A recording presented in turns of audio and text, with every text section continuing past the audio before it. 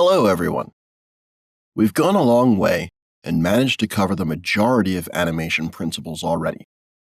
So in this section, we won't be taking any new theoretical material and we'll be having one animation assignment, which will cover everything that we've learned so far. So it'll be sort of an overview of the most fundamental principles of animation with a chance to combine everything in practice. As you remember, posing was one of the most important principles of them all because poses is what ultimately makes the animation, since animation is basically a series of poses arranged on the timeline. So every time we want to start animating, we should first think about the poses and what poses would convey our story best.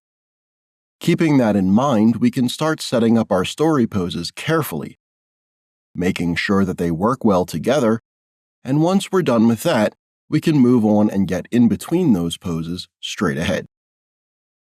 This method of animating is also known as the combination of pose to pose and straight ahead, which is considered to be the most advantageous way of animating because it combines the structured planning with the natural free flow.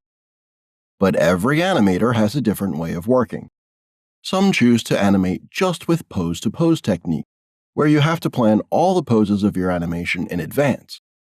Others choose to work just with straight-ahead method, where, as the name suggests, you start to animate from the first pose and continue adding all the other poses in sequence, creating key poses and in-betweens one after another.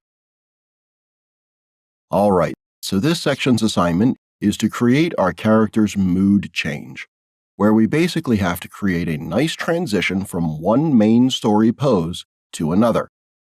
It is quite similar to what we had in the previous section, where we had to create a character turn, but here we'll incorporate the whole character, all its body parts, and the poses will be more contrasting, so it will be a more challenging task.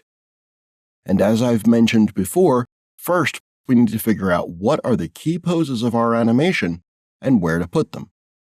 So in the next lesson, we'll do that.